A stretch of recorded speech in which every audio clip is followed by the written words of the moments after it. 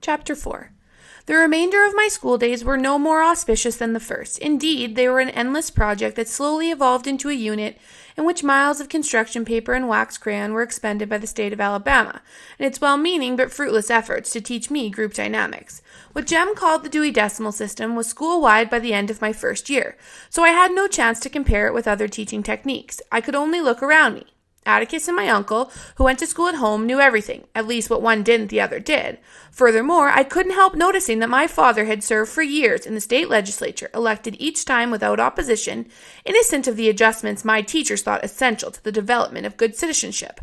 Jem, educated on a half-decimal, half-dunce cap basis, seemed to function effectively, alone or in a group. But Jem was a poor example. No tutorial system devised by man could have stopped him from getting at books. As for me, I knew nothing except what I gathered from Time magazine and reading everything I could lay hands on at home, but as I inched sluggishly along the treadmill of the Macomb County school system, I could not help receiving the impression that I was being cheated out of something. Out of what I knew not, yet I did not believe that 12 years of unrivaled boredom was exactly what the state had in mind for me. As the year passed, released from school 30 minutes before Jem, who had to stay until 3 o'clock, I ran by the Radley place as fast as I could, not stopping until I reached the safety of our front porch. One afternoon, as I raced, I saw something caught my eye, and caught it in such a way that I took a deep breath and a long look around and went back. 2 live oaks stood at the edge of the Radley lot. Their roots reached out into the side road and made it bumpy. Something about one of the trees attracted my attention. Some tinfoil was sticking in a knothole just above my eye level, winking at me in the afternoon sun. I stood on tiptoe, hastily looked around once more, reached into the hole, and withdrew 2 pieces of chewing gum, minus their outer wrappers. My first impulse was to get into my mouth as quickly as possible, but I remembered where I was. I ran home, and on our front porch I examined my loot. The gum looked fresh. I sniffed it, and it smelled all right. I licked it, and I waited for a while. When I did not die, I crammed it into my mouth. Wrigley's Double Mint. When Jem came home, he asked me where I'd got such a wad. I told him I found it. Don't eat things you find, Scout. This wasn't on the ground. It was in a tree. Jem growled. Well, it was, I said. It was sticking in that tree yonder, the one coming from school. Spit it out right now. I spat it out. The tang was fading anyway. I've been chewing it all afternoon and I ain't dead yet, not even sick. Jem stamped his foot.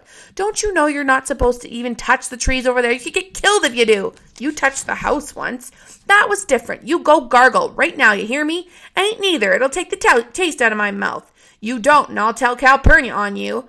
Rather than risk a tango with Calpurnia, I did as Jem told me. For some reason, my first year of school had wrought a great change in our relationship. Calpurnia's tyranny, unfairness, and meddling in my business had faded to gentle grumblings of general disapproval. On my part, I went to much trouble sometimes not to provoke her.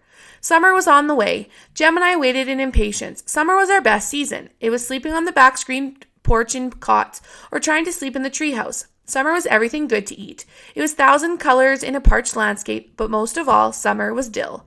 The authorities released us early the last day of school, and Jem and I walked home together. Reckon old Dill will be coming home tomorrow, I said. Probably day after, said Jem. Mississippi turns him loose a day later. As we came to the live oaks at the Radley place, I raised my finger to point for the 100th time to the knothole where I'd found the chewing gum. Jem trying to make Jem believe I had found it there, and found myself pointing at another piece of tinfoil. I see it, Scout. I see it. Jem looked around, reached up, and gingerly pocketed a tiny, shiny package.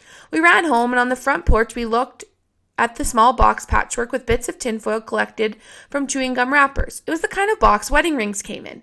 Purple velvet with a minute catch. Jem flicked open the tiny catch. Inside were 2 scrubbed and polished pennies, one on top of the other. Jem examined them. Indian heads, he said. 1906 Scout. One of them's 1900s. These are real old. 1900, I echoed. Say, hush a minute, I'm thinking. Jem, you reckon that's somebody's hiding place? Nah, don't anybody but us pass by there unless it's some grown person's. Grown folks don't have hiding places. You reckon we ought to keep 'em, Jem? I don't know what we could do, Scout. Who do we give him back to? I know for a fact don't nobody go by there. Cecil goes by the back street and all the way around town to get home. Cecil Jacobs, who lived at the far end of our street next door to the post office, walked a total of 1 mile per school day to avoid the Radley place and old Mrs. Henry Lafayette DeBose. Mrs. DeBose lived 2 doors up the street from us. Neighborhood opinion was unanimous that Mrs. DeBose was the meanest old woman who ever lived. Jem wouldn't go by her place without Atticus beside him. What you reckon we ought to do, Jem? Finders were keepers unless title was proven. Plucking an occasional camellia, getting a squirt of hot milk from Miss Maudie Atkinson's cow on a summer day, helping ourselves to someone's scoopernogs was part of our ethical culture. But money was different. Tell you what, said Jem, we keep 'em till school starts, then go around and ask everybody if they're theirs. There's some bus kid, child's maybe. He was too taken up getting out of school today and forgot 'em. There's somebody's, I know that. See how they've been all slicked up? They've been saved. Yeah, but why would somebody want to put away chewing gum like that? You know it doesn't last. I don't know, Scout, but these are important to somebody. How's that, Jem? Well, Indian heads, they come from the Indians. They're real strong magic. They make you have good luck. Not like fried chicken when you're not looking for it, but things like long health and good life and passing 6 weeks test. These are real valuable to somebody. I'm going to put them in my trunk. Before Jem went to his room, he looked for a long time at the Radley place. He seemed to be thinking again. 2 days later, Dill arrived in a blaze of glory. He had ridden the train by himself from Meridian to Maycomb Junction, a courtesy title. Maycomb Junction was in Abbott County, where he had been met by Miss Rachel in Maycomb's one taxi. He had eaten dinner in the diner.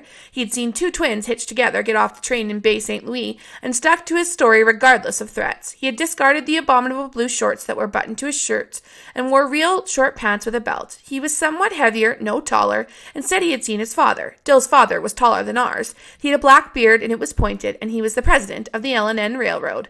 I helped the engineer for a while, said Dill, yawning. In a pig's ear you did, Dill. Hush, said Jem. What do we play today? Tom and Dick and Sam, said Dill. Let's go in the front yard. Dill wanted to play the Rover boys because there were 3 respectable parts. He was clearly tired of being our character man. I'm tired of those, I said. I was tired of playing Tom Rover, who suddenly lost his memory in the middle of the picture show and was out of the script until the end, when he was found in Alaska. Make us up one, Jem, I said. I'm tired of making him up. Our first days of freedom and we were tired. I wondered what the summer would bring. We had strolled to the front yard where Dill stood looking down the street at the dreary face of the Radley place. I smell death, he said. I mean it, he said, when I told him to shut up. You mean when somebody's dying you can smell it? No, I mean I can smell somebody and tell them if they're gonna die. An old lady taught me how. Dill leaned over and sniffed me. Jean Louise Finch, you are going to die in 3 days. Dill, if you don't hush, I'll knock you bow-legged. I mean it now. Y'all hush, growled Jem. You act like you believe in hot steams. You act like you don't, I said. What's a hot steam? Asked Dill. Haven't you ever walked along a lonesome road at night and passed by a hot place? Jem asked Dill. A hot steam's somebody who can't get to heaven, just wallows around on lonesome roads. And if you walk through 'em when you die, you'll be one too, and you'll go all around at night sucking people's breaths. How can you keep from passing through one? You can't, said Jem. Sometimes they stretch all the way across the road, but you have to go through. If you have to go through one, you say, Angel bright, life and death, get off the road, don't suck my breath. That keeps him from wrapping around you. Don't you believe a word he says, Dill, I said. Calpurnia says that's nigger talk. Jem scowled darkly at me, but said, well, are we going to play anything or not? Let's roll in the tire, I suggested. Jem sighed. You know I'm too big. You can push. I ran to the backyard and pulled an old car tire from under the house. I slapped it in the front yard. I'm first, I said. Dill said he ought to be first. He just got here. Jem arbitrated, awarded me first push with an extra time for Dill, and I folded myself inside the tire. Until it happened, I did not realize that Jem had been offended by my contradicting him on hot steams, and that he was patiently awaiting an opportunity to reward me. He did, by pushing the tire down the sidewalk with all the force in his body. Ground, sky, and houses melted into a mad pallet. My ears throbbed. I was suffocating. I could not put out my hands to stop. They were wedged between my chest and knees. I could only hope that Jem would outrun the tire and me, and that I would be stopped by a bump in the sidewalk. I heard him behind me, chasing and shouting. The tire bumped on gravel, skidded across the road, crashed into a barrier, and popped me like a cork onto pavement. Dizzy and nauseated, I lay on the cement and shook my head still, pounded my ears to silence, and heard Jem's voice, Scout, get away from there, come on! I raised my head and stared at the Radley Place steps in front of me. I froze. Come on, Scout, don't just lie there! Jem was screaming, get up, can't ya? I got to my feet, trembling as I thought. Get the tire, Jem hollered, bring it with you, ain't you got any sense at all? When I was able to navigate, I ran back to them as fast as my shaking knees would carry me. Why didn't you bring it? Jem yelled. Why don't you get it? I screamed. Jem was silent. Go on, it ain't far inside the gate. Why you even touched the house once, remember? Jem looked at me furiously, could not decline, ran down the sidewalk, treaded water at the gate, then dashed in and retrieved the tire. See there? Jem was scowling triumphantly. Nothing to it. I swear, Scout. Sometimes you act so much like a girl, it's mortifying. There was more to it than he knew, but I decided not to tell him. Calpurnia appeared in the front door and yelled, Lemonade time! You all get in out of that hot sun before you fry alive! Lemonade in the morning. In the middle of the morning was a summertime ritual. Calpurnia set a pitcher and 3 glasses on the porch and then went about her business. Being out of Jem's good graces did not worry me especially. Lemonade would restore his good humor. Jem gulped down his second glassful and slapped his chest. "I know what we're going to play," he announced. "Something new, something different." "What?" asked Dill. "Boo Radley." Jem's head at times was transparent. He had thought that up to make me understand he was not afraid of the Radleys in any shape or form, to contrast his own fearless heroism with my cowardice. "Boo Radley how?" asked Dill. Jem said, "Scout, you can be Mrs. Radley." "I declare if I will. I don't think it's the matter," said Dill. "You still scared?" He can get out at night when we're all asleep," I said. Jem hissed. "Scout, how's he going to do that how's he going to know what we're doing? Besides, I don't think he's still in there. He died years ago and they stuffed him up the chimney." Dill said, "Jem, you and me can play and Scout can watch if she's scared." I was fairly sure Boo Radley was inside that house, but I couldn't prove it and felt it best to keep my mouth shut, or I would be accused of believing in hot steams, phenomenon I was immune to in the daytime. Jem parceled out the roles. I was Mrs. Radley, and all I had to do was come out and sweep the porch. Dill was old Mr. Radley. He walked up and down the sidewalk and coughed when Jem spoke to him.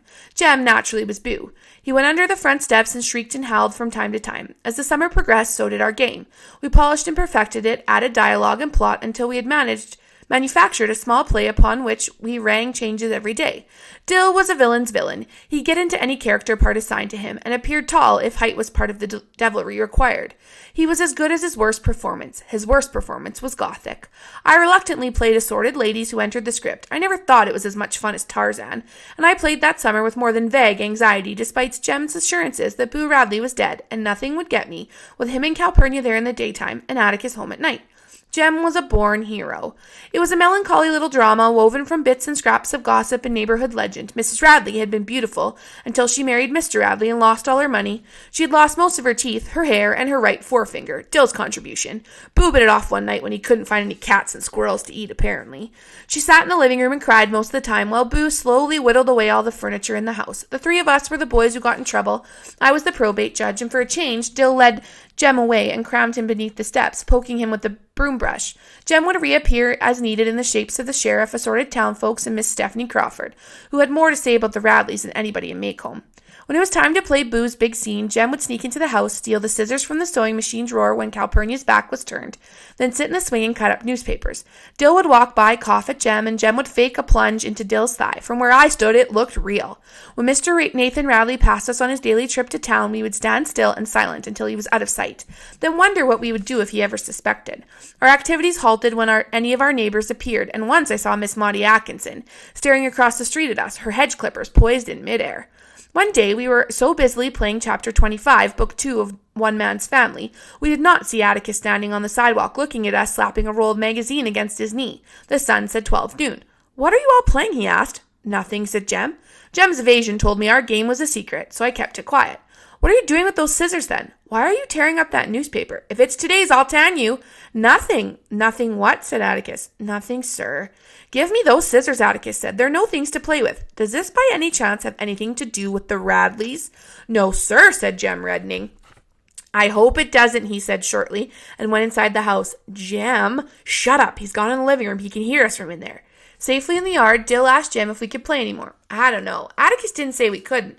"Jem," I said, "I think Atticus knows it anyway." "No, we don't. If he did, he'd say he did." I was not so sure, but Jem told me I was being a girl. The girls always imagined things. That's why other people hated them so, and if I started behaving like one, I could just go off and find some to play with. "All right, you just keep it up then," I said. "You'll find out." Atticus's arrival was the second reason I wanted to quit the game. The first reason happened the day I rolled in the Radley front yard. Through all the head shaking, quelling of nausea, and Jem yelling, I heard another sound. So low I could not have heard it from the sidewalk. Someone inside the house was laughing.